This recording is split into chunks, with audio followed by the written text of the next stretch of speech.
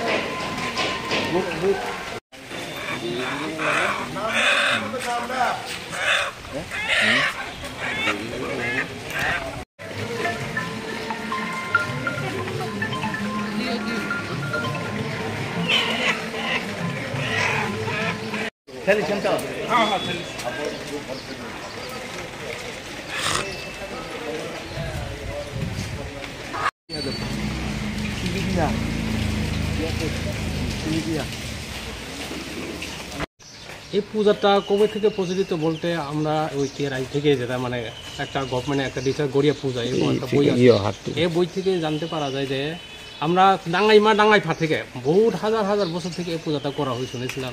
এবং আমাদের আমরাও এই উল্লেখ আছে যে গড়িয়া পূজা মানে হাজার হাজার বছর থেকে করা হয়।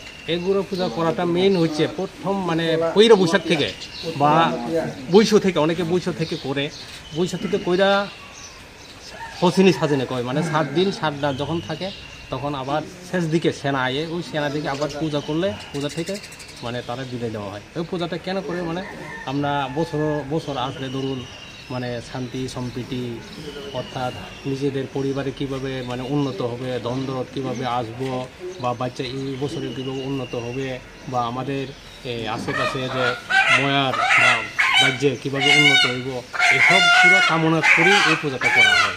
এবং এই পূজাটা করা হয় মানে শুধু উপজাতি না, বাঙালি অংশের মানুষও উপজাতি অংশের মানুষও যারা মানে ইয়াতে থাকে, যারা কী কয় যারা হিন্দু, এক কথা হিন্দু যারা ধর্ম আছে তারা এই পূজাটা করে নাকি। ঠিক আছে, অ্যাকচুয়ালি এটা আমাদের জনজাতিরার একটা মানে অনুষ্ঠান এবং বছর প্রথম থেকে এটা অনুষ্ঠান শুরু হয়। মূলত 1 তারিখ থেকেই হয়, বৈশাখ পূজা থেকেই। আর সাধারণত 7 তারিখ গিয়ে এই পূজাটা সর্বসম্মতভাবে করা হয়।